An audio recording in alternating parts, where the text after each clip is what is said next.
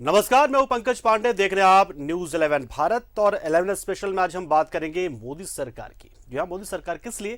क्योंकि 7 साल पूरे हो गए हैं मोदी सरकार के केंद्र में, और मोदी सरकार 2.0 के दूसरे साल भी पूरे हो गए आज। और 7 साल पूरे होने पर बीजेपी ने जश्न मनाने की जगह सेवा दिवस के तौर पर इसे मनाया। झारखंड समेत देश भर में रक्तदान शिविर का आयोजन किया गया, जहां नेताओं और कार्यकर्ताओं ने रक्तदान किया। इसके अलावा कोरोना के खिलाफ जंग के लिए मास्क और सैनिटाइजर बांटते भी नजर आए बीजेपी के कार्यकर्ता और नेता। एक रिपोर्ट आपको दिखा लेते हैं। मोदी सरकार 2.0 के 2 साल पूरे। मोदी सरकार को केंद्र की सत्ता में आए 7 साल हुए पूरे। बीजेपी ने सेवा ही संगठन अभियान के तहत चलाया अभियान। 7 साल में मोदी सरकार के खाते में कई बड़ी उपलब्धियां। मोदी सरकार के दूसरे कार्यकाल के 2 साल हो गए। कोरोना संकट को देखते हुए बीजेपी ने इस अवसर पर कोई भव्य समारोह का आयोजन नहीं किया है। उसके जगह पार्टी की ओर से कई कल्याणकारी कार्यक्रमों का आयोजन किया गया। मोदी सरकार पार्ट 2 की दूसरी सालगिरह पूरे देश में बीजेपी ने सेवा दिवस के तौर पर मनाया। इसके तहत रांची महानगर बीजेपी कार्यालय में रक्तदान शिविर का आयोजन किया गया, जिसका उद्घाटन पार्टी के प्रदेश अध्यक्ष दीपक प्रकाश ने किया। मौके पर पार्टी के नेता कार्यकर्ताओं ने रक्तदान किया। पार्ट 1 में और पार्ट 2 में 2 वर्ष देश की जनता को समर्पित होने वाली सरकार, 130 करोड़ जनता की चिंता करने वाली सरकार, विकास के प्रति एक नई लकीर खींचने वाली सरकार, देश की अर्थव्यवस्था को ठीक करने वाली सरकार, गवर्नेंस के संदर्भ में भ्रष्टाचार से मुक्त सरकार, देश के मान और सम्मान को बढ़ाने वाली सरकार। 5000 गांवों में भारतीय जनता पार्टी के नेता, चाहे विधायक हो, सांसद हो, पार्टी के कार्यकर्ता हो, सब लोगों ने जाकर गांवों में, गांव के लोगों के बीच में जाकर टीका की जागरूकता फैलाने का काम किया, फेस मास्क बांटने का काम किया, ऑक्सीमीटर बांटने का काम किया, अन्य चीजें बांटने के अलावा खाद्य सामग्री का भी वितरण किया। इस अवसर पर धनबाद बीजेपी किसान मोर्चा की ओर से रेड क्रॉस परिसर में रक्तदान शिविर का आयोजन किया गया, जिसमें विधायक राज सिन्हा भी शामिल हुए। इस दौरान जहां एक को रक्तदान किया गया, वहीं दूसरी ओर मास्क, सैनिटाइजर और खाद्यान्न का वितरण किया गया। सेवा दिवस के रूप में हम 7 वर्ष पूरा होने पर, क्योंकि यह यशस्वी प्रधानमंत्री हैं, देश और दुनिया में नया इतिहास बना रहे हैं। अभी कोरोना काल में 80 करोड़ लोगों को भोजन की व्यवस्था इन्होंने किया, और गरीबों के लिए आप देख रहे हैं कि अनेक प्रकार के उनके जीवन में परिवर्तन आए। उसके लिए भारत विश्व को कोरोना का दवा भी उपलब्ध कराने का, 150 देशों को उपलब्ध कराने कल अनिल जी ने बताया हमें कि बच्चों के राशन की व्यवस्था नहीं हो रही है, लॉकडाउन में अभी मुश्किल है। मैंने क्षण भर भी देर नहीं किया और कल ही इनको कहा कि मैं आऊँगा, और मैंने कोशिश किया है कि 1 महीना का सूखा राशन बच्चों के लिए, चावल, दाल, आटा, तेल, आलू, नमक, ये सब मोटा-मोटी जो आवश्यकता अनुसार है वो मैंने उपलब्ध कराया है। एक छोटी सी कोशिश की है।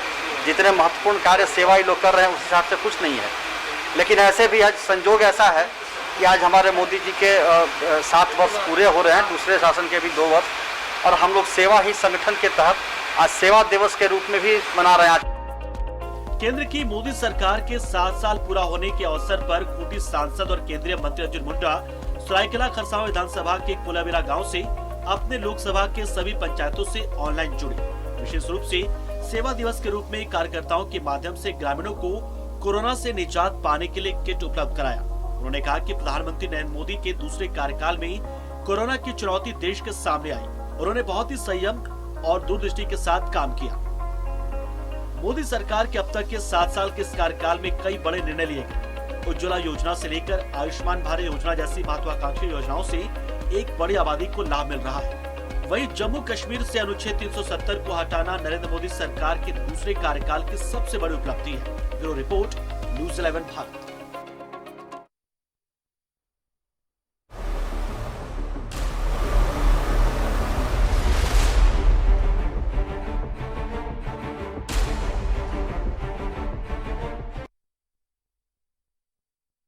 तो मोदी सरकार के 7 साल हो गए हैं केंद्र में। पहला कार्यकाल 5 साल और दूसरे कार्यकाल का भी 2 साल पूरा हो चुका है। 30 मई ये वही दिन था जब 2019 में दोबारा से मोदी सरकार बनी। उसके बाद से कई राज्यों में हालांकि उनको खट्टे मीठे अनुभव का सामना भी करना पड़ा।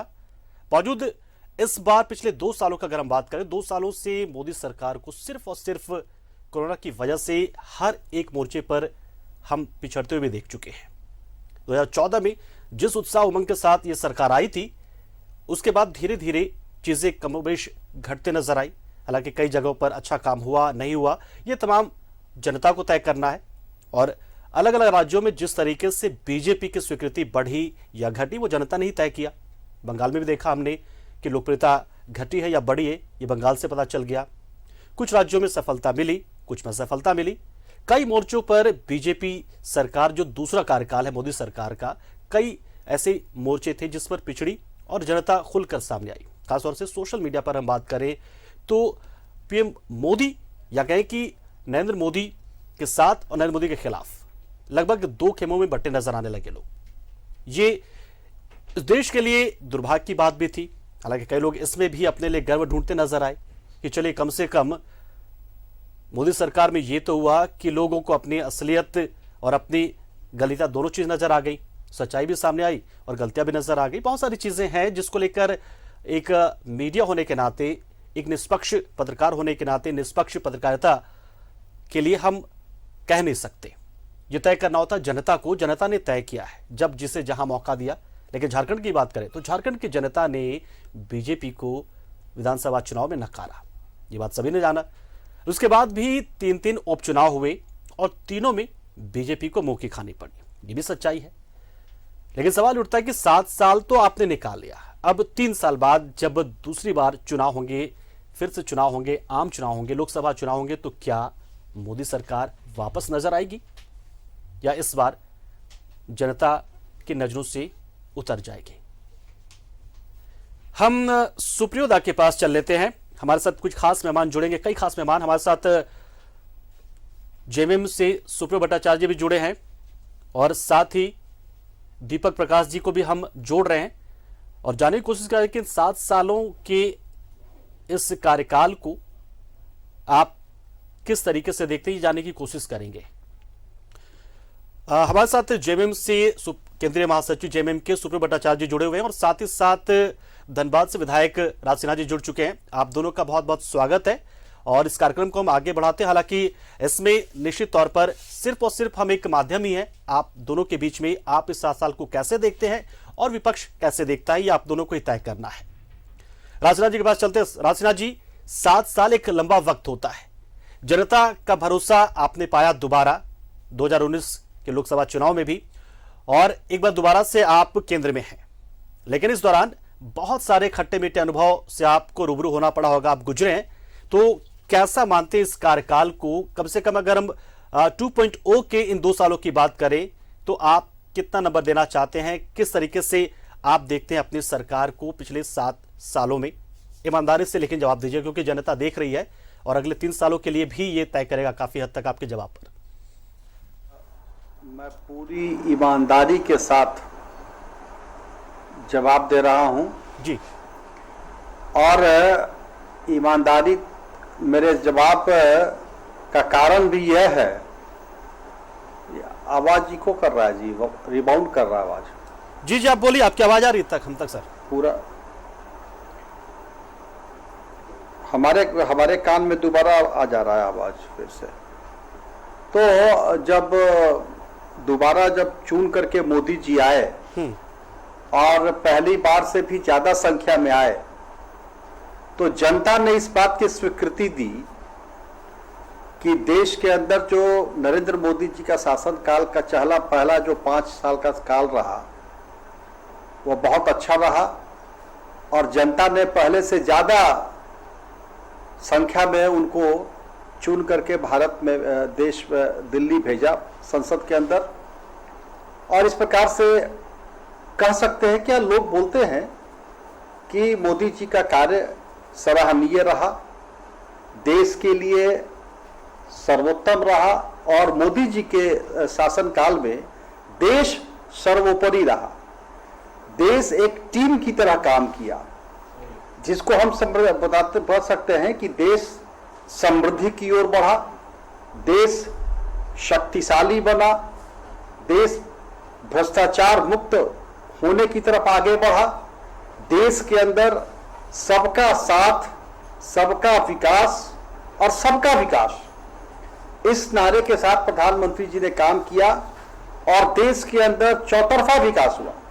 चाहे वे आधारभूत संरचनाओं को विकसित करने की बात हो, चाहे इस देश के अंदर जो हमारी रीढ़ है कृषि, इसके विकास की बात हो, या अन्नदाता जो हमारे किसान हैं उनकी आय को दुगने करने की बात हो, उनको समृद्ध करने की बात हो, या देश के अंदर शिक्षा के स्तर को सुधारने की बात हो, देश की सामरिक शक्ति को बढ़ाने की बात हो, हमारे देश के सैनिकों की शक्ति को बढ़ाने की बात हो, जो देश कभी दूसरे राष्ट्रों की तरफ हमेशा ताकते रहता था, उस दबाव से अपने आप को निकालने की बात हो। कुल मिलाकर हम कहें तो चौतरफा विकास इस देश के अंदर हुआ है। और जब दूसरी बार प्रधानमंत्री जी इस देश के प्रधानमंत्री बने, जब नरेंद्र मोदी जी प्रधानमंत्री बने, तो उसके बाद से लगातार इस वैश्विक महामारी के समय में भी, जब पूरा विश्व इस महामारी के संकट में है, भारतवर्ष में भी यह महामारी काफी संकट पैदा किया हुआ है और हर तरह से पिछली बार तो लगभग 6 महीने तक कंप्लीट लॉकडाउन लगा इस देश के अंदर। लेकिन जिस प्रकार से प्रधानमंत्री नरेंद्र मोदी जी ने एक अभिभावक के रूप में खड़ा होकर देश के लोगों को संभाला, चाहे वह 80 करोड़ लोगों को लगभग 9 माह तक उन्होंने उनके द्वारा मुफ्त में राशन देने की बात हो, या देश के अर्थव्यवस्था को अपने नियंत्रण में रख करके और एमएसएमई के तहत लोगों को मदद करने की, यहाँ के उद्योग जो है, छोटे छोटे जो मध्यम उद्योग है उनको, छोटे उद्योग उनको खड़ा कर रखने की बात हो, या देश के अंदर विश्वास पैदा करके लोगों को कोरोना संकट से निजात दिलाने की बात हो। इस छोटे से पीरियड में देश के वैज्ञानिकों को लगातार प्रोत्साहित करते हुए मोदी जी ने इस वैक्सीन, जो विश्व में काफी चुनौती का कार्य था, भारतवर्ष ने 1 साल के अंदर, 1 साल से भी कम समय में वैक्सीन को तैयार किया। और इसमें जिस प्रकार से मोदी जी ने प्रोत्साहित किया अपने वैज्ञानिकों को, अपने डॉक्टरों को, अपने कोरोना वॉरियर्स को, जो हमारे फ्रंटलाइन कोरोना वॉरियर्स है, उनको सुविधाएं उपलब्ध कराई, तो ये सारी बातें जो हैं, और पूरे विश्व में भारतवर्ष बिल्कुल कोरोना काल में खड़ा रहा। जी बिल्कुल, यानी कुल मिलाकर दूसरे वर्ष में जब हम आए, जी आप पूरी तरह से संतुष्ट अपने 7 साल के कार्यकाल को लेकर मोदी सरकार के। निश्चित तौर पर सुप्रियो भट्टाचार्य हमारे साथ जुड़े हुए हैं, केंद्रीय वास्तव जेएमएम के। हम संतुष्ट हैं। आप देखिए दूसरे सुप्रियो भट्टाचार्य जी कुछ कहना चाह रहे हैं सर। जी हम आएंगे आपके पास, आपकी बातों को भी सुनेंगे, लेकिन सुप्रियो भट्टाचार्य जी लगातार मुस्कुराते नजर आए। शायद आपकी बातों से इत्तेफाक रखते हैं या नहीं रहते, या कुछ तैयारियों के साथ आएंगे, निश्चित तौर पर आते भी हैं दादा पूरी तैयारियों के साथ। सुप्रियो भट्टाचार्य जी, 7 साल के कार्यकाल को राजसिन्हा जी इस तरह से मानते हैं कि चौतरफा विकास देश का हुआ है और बहुत ही बेहतरीन तरीके से देश आगे बढ़ा है। आप किस तरीके से देखते हैं इन 7 साल के कार्यकाल को मोदी सरकार के? जी, सर्वप्रथम आज के दिन आपके माध्यम से हिंदी पत्रकारिता से जुड़े आप सभी लोगों को बहुत बहुत बधाई देते हैं और शुभकामनाएं देते हैं। धन्यवाद। ये बहुत गर्व की बात है कि 7 वर्ष बाद भी आप लोग बोल पा रहे हैं।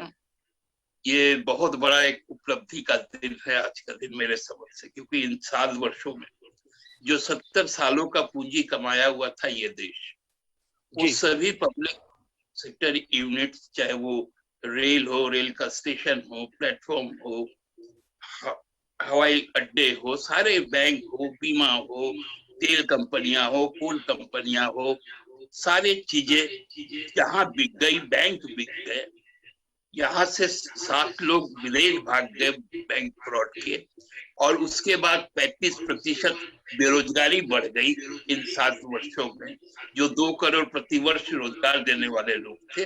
तो इसके बाद भी हम लोग आज यदि इस चर्चा को कर रहे हैं तो हमको लगता है ये उपलब्धि बड़ा दिन है।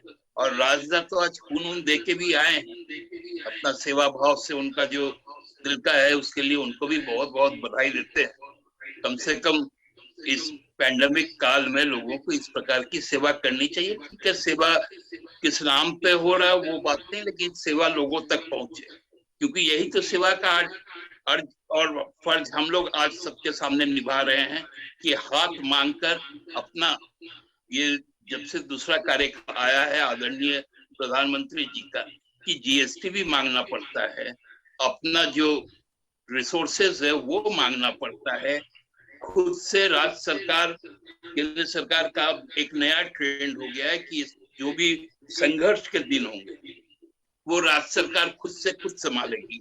अब हमको लगता है कभी, अब तो राजसिन्हा जी का जो बात हुआ है, और वो हमसे बुजुर्ग भी हैं, अनुभव ज्यादा है, तो वो तो आकलन कर चुके होंगे कि देश कितना शक्तिशाली हो गया है। लेकिन फिर भी यदि किसी भी तरह का कोई आक्रमण होगा, अब तो राज्यों को अपना स्टेट बाउंड्री को, टेरिटरी को बचाने के लिए अपना टैंक भी लेना पड़ेगा, अपना मिसाइल भी लेना पड़ेगा, अपनी फौज भी तैयार करनी पड़ेगी, क्योंकि वैक्सीन ने तो हमको यही सिखाया है, चाहे जो ये पैंडेमिक के जो दवाइयां है वही सिखाया है।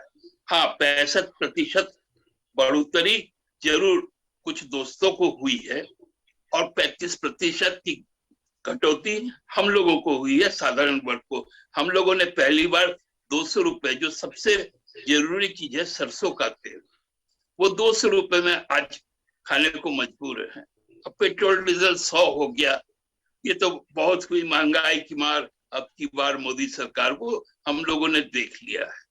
हम लोगों ने, आपका रिपोर्ट में मैं पढ़ रहा था कि बहुत अच्छी बच्ची आपने बातें की कि आयुष्मान योजना बिल्कुल बहुत अजीब सवाल सुप्रियोदा आपने उठाए हैं कि चलिए बहुत सारी चीजें हो गई, उपलब्धियों के नाम पर आपने सीना चौड़ा कर लिया, जनता को बता दिया, जनता के बीच आप पहुंच गए, तमाम चीजें गिनवा दी, लेकिन जो जनता की बहुत सारी मांगे राज सिन्हा जी, वो सुप्रियो भट्टाचार्य जी ने यहां पर रखा और कहा है कि हम सरसों तेल खा रहे 200 रुपए, हमें वैक्सीन के लिए तरसना पड़ रहा है, फेडरल जो सिस्टम स्ट्रक्चर उसमें काफी वो कमजोर हुआ है इस मोदी के कार्यकाल, मोदी सरकार के कार्यकाल में, ये सीधा आरोप आप लोगों पर लगा है। सुप्रियो जी से एक बात सुप्रियो जी को कहना चाहता हूं जी, कि इन्हीं के सरकार के स्वास्थ्य मंत्री हैं, आप याद कीजिए बन्ना गुप्ता जी, उन्होंने वैक्सीन के ऊपर क्या स्टेटमेंट दिया था, मैं उन्हीं से पूछना चाहता हूं, क्या स्टेटमेंट दिया था कि हमको लेबोरेटरी का रैबिट मत बनाइए। भूल गए उन बातों को। 25-30 वर्ष के बाद 2 बूंद पिलाने के लायक भारत हुआ था, और आज 8-9 महीने के अंदर वैक्सीन बन गया। इतना बड़ा डिस्ट्रीब्यूशन सिस्टम इस देश के अंदर खड़ा कर दिया, जरा भी कोई घोटाला की बू नहीं आई, या इस बात को भूल गए। आज स्टेशनों पर आप जाइए, आज बुजुर्गों को चलने के लिए वहां पे लिफ्ट लग गया। इस बात को आप याद कीजिए, पहले स्टेशन में क्या क्या सुविधाएं मिलती थी, लेकिन स्टेशनों को बेचा भी तो गया है, स्टेशन को बेचा भी गया है, ये भी सुप्रियोदा कह रहे हैं। आप नागरिक सुविधा देखिए, नागरिक सुविधा हमारी सरकार की प्रायोरिटी है। हम नागरिकों को सुविधा देंगे, हम देश की सम्मान के साथ, देश की सुरक्षा के साथ, देश की समृद्धि के साथ कभी खिलवाड़ नहीं कर सकते। आप याद कीजिए पुराने दिनों को सुप्रियोदा बता रहे, सुप्रियोदा इशारा कर रहे, सुप्रियोदा कुछ कहना चाहिए आपके पुराने दिनों को। 370 हट गया, यही लोग हैं जिन लोगों ने, जो लोग कहते थे कि 370 हटेगा आग लग जाएगा, आग तहलका मच जाएगा, 370 को छेड़ो मत, और ऐसा हटा, कोई में आया तक नहीं। ये भूल जाते हैं इस देश के लोग। नहीं, ये भूल गए आप इन चीजों को। राज सिन्हा जी का सवाल है, भूल गए उन चीजों को, 370 को आप भूल गए। सुप्रियोदा को भले ही लगता होगा, लेकिन देश आज जितना तरक्की किया, आज किसानों को अभी कुछ दिन पहले 18,000 करोड़ माननीय मोदी जी ने अपने किस्त को भेजा उनके लिए। मैं बोल पाऊं क्या? 9 महीने तक लोगों को मुफ्त में राशन मिला इस पैंडेमिक में। सुप्रियोदा कुछ बोल रहे हैं जी। नहीं, मुझे याद है 370 याद है हमको, हमको राम मंदिर भी याद है, हमको मुख्य न्यायाधीश का राज्यसभा जाना भी हमको याद है। हमको ये भी याद है 2016 में 800 जगह पे जमीन खरीदी गई नोटबंदी के पहले, यहाँ 800 भाजपा के जिला के दफ्तर बने। हमको ये भी याद है, हमको ये भी याद है कि अपने ही घर में कैसे चोरी की जाती है। ये सब कुछ बातें याद है राजा। हमको देश के बाहर के रहने वाले थोड़ी हैं, हम आपके अपने हैं। आपके बारे में तो हमें सभी बातें याद है। के स्तर को नीचे कर रहे हैं, हम लोग कहाँ भूले और आप भाजपा कार्यालय और अब आप और ना आपको भी कभी भूलने देंगे। नीचे कर रहे हैं। हम लोगों को मालूम है, हम लोगों को सुप्रियोदा की आप सीए के ऊपर में आसाम का चुनाव के समय एक बात नहीं कहते हैं। आसाम में जैसे ही सरकार बन गई फिर से सीए की बात हो गई। हम कहाँ भूले हैं किसी चीज को। आपके जैसे लोगों के कारण इस बात को स्वीकार हम लोगों को ये हमेशा याद रहेगा कि ट्रेनों में कैसे लोग कट के मरे थे। सुप्रियोदा राजनाथ जी, आप दोनों को क्योंकि इस तरीके से बहुत सारे इस बात को तो हम नतीजे पर नहीं पहुंचेंगे। बेहतर है कि मैं एक एक करके पॉइंटर देता हूं, उस पर फिर आप लोग डिबेट कीजिए तो बेहतर होगा। चलिए, इस वक्त कोरोना है तो कोरोना पर मोदी सरकार कैसे निपट पाई है उस चीजों से। राजनाथ जी, इस तरह आप बता दीजिए, फिर सुप्रियोदा उसमें कमी बताएंगे। कोरोना के चलिए देखिए, अभी कोरोना का पहला लहर आया था तो जब मोदी जी ने लॉकडाउन लगाया तो सारे लोग चीखने चिल्लाने लगे, केंद्र ने लॉकडाउन लगा दिया, केंद्र ने लॉकडाउन लगा लिया। पूरा देखिए पहला लॉकडाउन पूरा साल एकदम पूरा लहर जो है कंट्रोल रहा। दूसरा में जब मोदी जी ने राज्यों को छोड़ दिया तो फिर चिल्लाने लगे, अरे लॉकडाउन नहीं लगा रहे हैं, लॉकडाउन नहीं लगा रहे हैं। सारी चीज अब तो प्रूफ हो गए। आर्टिफिशियल कमी बना बना करके मोदी जी को बदनाम करने की साजिश। कितने मरीज रोज अच्छे हो रहे हैं, इस बात की चर्चा नहीं करते थे। इस बात की चर्चा करते थे कितने लोग मर रहे हैं, कितनी चिताएं जल रही हैं, गंगा के अंदर कितना डेड बॉडी मिलने लगा। जबकि ये अब साफ सामने आ गया कि पुराने तस्वीरों को लोग दिखा रहे थे कि गंगा में डेड बॉडी आ रहा है। घाट के किनारे यह परंपरा है, प्रयाग में और भी कई जगहों पर कि लोग उसको दफनाते हैं, तो उसको भी लोग दिखा के पुराने चीजों को ये सामने आ रहे हैं। गैस का सिलेंडर लोग उसको रोक देते संकट से जिससे कि मोदी निकल पाए सही तरीके से या कुछ गड़बड़ हुई है। आपको जानकारी आप एक मिनट एक बात मैं कहना चाहूंगा, मैं खुद देख रहा हूं यहाँ पे। अभी 3 रोज पहले जब मैं यहाँ हॉस्पिटल में गया तो हॉस्पिटल में यह कहा गया, उसका हिंदी संस्करण में ब्लैक पन्ना आया था, कवर में लिखा हुआ था लापता, ढूंढ रहे हैं भारत के लोग। समय अवधि 7 साल, और उसका अंग्रेजी संस्करण में व्हाइट कवर में आ गया था मिसिंग। ये ऐसा आया था, हमने पढ़ा क्योंकि मेरे पास वो मैगजीन आता है हर पाक्षिक तौर पर। तो यही है कोरोना का हकीकत। कोरोना के हकीकत में देखिए शुरू से ही क्या हुआ कि सेंट्रल अपना पूरा नियंत्रण बना लिया। अचानक 20 अप्रैल को हुआ कि राज्य सरकार को बोल दिया गया अब आप प्रोक्योर कीजिए, जबकि बजट में 35,000 करोड़ रुपए प्रावधान किए गए। उसमें से यदि वैक्सीनेशन का कीमत पकड़ के चले तो हम लोग 116 करोड़ लोगों को फ्री में वैक्सीन दे पाएंगे बजट के माध्यम से, नंबर 1। नंबर 2, ठीक है 18 से 45 राज्य सरकारों पर ढकेल दिया गया। राज्य सरकारों को कहा गया कि खुद वैक्सीन प्रोक्योर करो। केंद्र सरकार 150 में खरीदेगी, हमको 400 और 600 रुपए में खरीदना पड़ेगा। ठीक है भाई, आप तो सुल्तान हैं, हम आपके गुलाम हैं, हमको मानना पड़ा आपके आदेश को। हम लोगों ने खरीदने गया, जब पैसा दिया बोले वैक्सीन लाओ, तो बोला नहीं, जो केंद्र सरकार कोटा तय करेगी वो वैक्सीन ही आपको मिलेगा।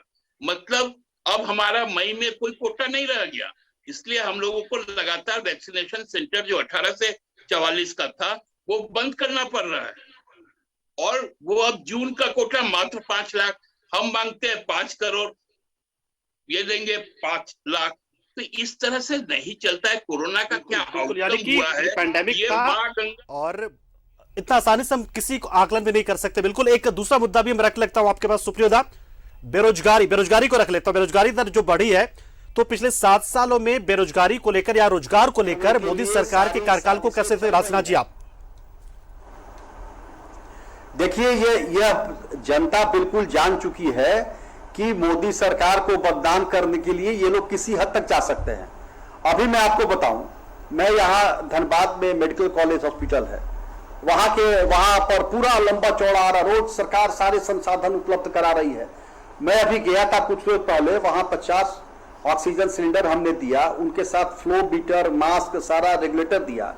वहां के पदाधिकारी लोग कहते हैं, वहां मैं किसी बड़े जो जिम्मेवार पदाधिकारी, उनका ये कहना है कि विधायक जी ये आपने बहुत अच्छा किया कि 50 मीटर दिया।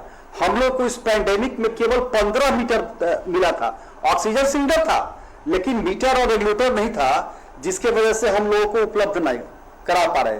और ये सच्चाई है, पीएम केयर्स फंड से पहले लहर के बाद आप, ये तो ओपन ट्रूथ है ना, कितने वेंटिलेटर आए, ताला में बंद करके छोड़ दिया गया। ऑक्सीजन प्लांट पीएसए लगाने के लिए आया, वो सारा आज तक नहीं लगा।